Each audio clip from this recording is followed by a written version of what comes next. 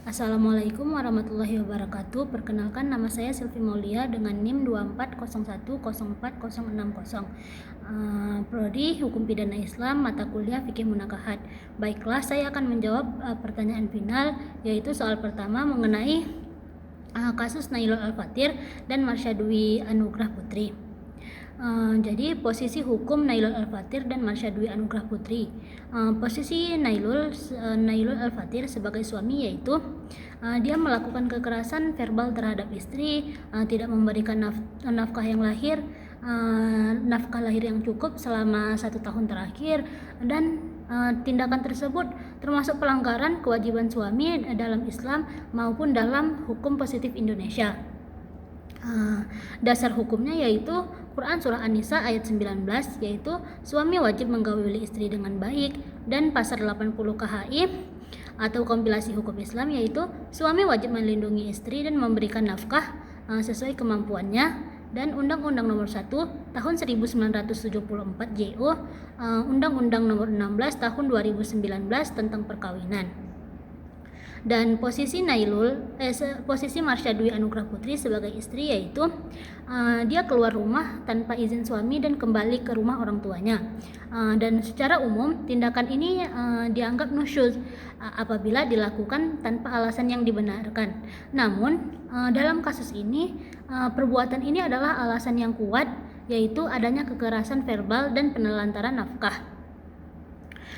Jadi posisi hukum Marsha tidak dapat langsung dikategorikan sebagai nusyuz karena kepergiannya, karena kepergian dia itu bertujuan untuk melindungi diri dari perlakuan buruk suaminya. Sebaliknya suami lebih dulu melanggar kewajibannya. Dan permasalahan tersebut telah berkembang menjadi syiqaq, yaitu perselisihan yang terus berkepanjangan antara suami dan istri hingga melibatkan keluarga dan kedua belah pihak. Dalam Quran Surah An-Nisa, dasar hukumnya yaitu dalam Quran Surah An-Nisa ayat 35, yaitu jika kamu khawatir terjadi persengketaan antara keduanya, maka kirimlah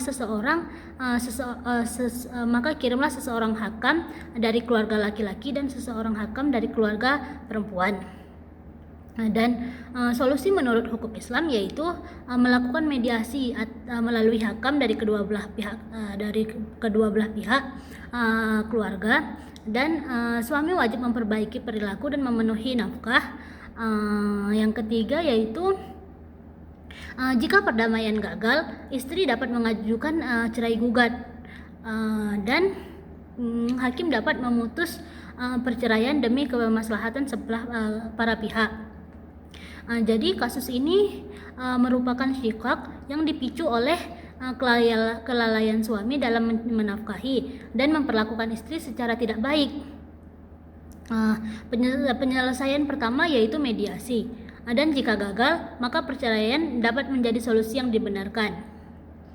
Selanjutnya saya akan menjawab persoalan nomor 2, yaitu kasus Sofia Salsabila dan Lutfi Nabil Siraj.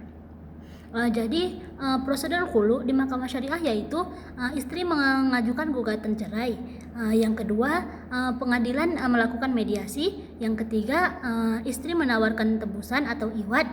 Yang keempat, suami menyetujui khulu.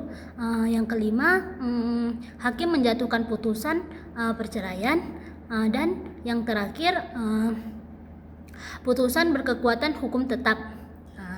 Dan jenis talak yang dijatuhkan yaitu khulu, menghasilkan talak ba'in sugra. Akibatnya hubungan perkawinan putus, suami tidak dapat merujuk istri secara sepihak selama masa iddah, dan jika ingin kembali harus melalui akad nikah baru. Dan apakah suami berhak rujuk langsung? Jawabannya tidak berhak, karena perceraian akibat khulu termasuk talak ba'in sugra, sehingga rujuk tidak dapat dilakukan hanya dengan pernyataan suami. Dan cara mereka agar bersatu kembali yaitu masa iddah selesai atau masih berlangsung tidak menjadi masalah, dan harus ada persetujuan kedua belah pihak. Selanjutnya melaksanakan akad nikah baru, dan menentukan mahar baru, serta memenuhi rukun dan syarat nikah. Dasar hukumnya yaitu Quran Surah Al-Baqarah ayat 229 dan pasal 119 KHI mengenai talak bain sugra. Jadi perceraian melalui hulu menyebabkan talak bain sugra, sehingga tidak dapat melakukan unjuk rasa. Jika ingin kembali harus dilakukan akad nikah baru dengan persetujuan kedua belah pihak. Baiklah, selanjutnya saya akan menjawab pertanyaan nomor 3, yaitu mengenai kasus hadanah, yaitu Muhammad Afzal Zikra dan Nur Aisyah, yang mereka telah resmi bercerai dan memiliki seorang anak bernama Naila Azra Syafitri yang masih berusia 4 tahun, dan sang ayah menginginkan hak asuh itu diberikan kepadanya karena dia memiliki kondisi sosial ekonomi yang lebih baik, dan sedangkan ibu hanya ibu rumah tangga dan tidak bekerja. Dan menurut kompilasi hukum Islam dan hukum Islam di Indonesia, anak yang berusia 4 tahun masih tergolong belum mumayyiz, yaitu belum mampu membedakan dan menentukan pilihannya sendiri. Oleh karena itu, hak hadanah pada prinsipnya berada di tangan ibu selama ibu tidak terbukti melakukan hal-hal yang dapat menggugurkan hak asuhnya. Dasar hukumnya yaitu Quran Surah Al-Baqarah ayat 233, yang artinya para ibu hendaklah menyusukan anak-anaknya selama 2 tahun penuh, yaitu bagi yang ingin menyempurnakan penyusuannya, dan kewajiban sang ayah memberi makan dan pakaian kepada para ibu dengan cara yang patuh. Quran Surah Al-Baqarah ayat 233. Dan ayat ini menunjukkan bahwa ibu memiliki peran utama pengasuhan anak, sedangkan ayah berkewajiban memberikan nafkah biaya pemeliharaan anak. Selain itu, Rasulullah SAW bersabda, yang artinya engkau ibu lebih berhak terhadap anak itu selama engkau belum menikah lagi. Quran Surah hadis riwayat Abu Daud. Hadis ini menjadi dasar bahwa ibu lebih berhak mengasuh anak yang masih kecil. Dan dasar hukum di Indonesia yaitu menurut pasal 105A kompilasi hukum Islam, pemeliharaan anak yang belum mumayyiz atau belum berumur 12 tahun adalah hak ibunya. Sedangkan biaya pemeliharaan anak tetap menjadi tanggung jawab sang ayah.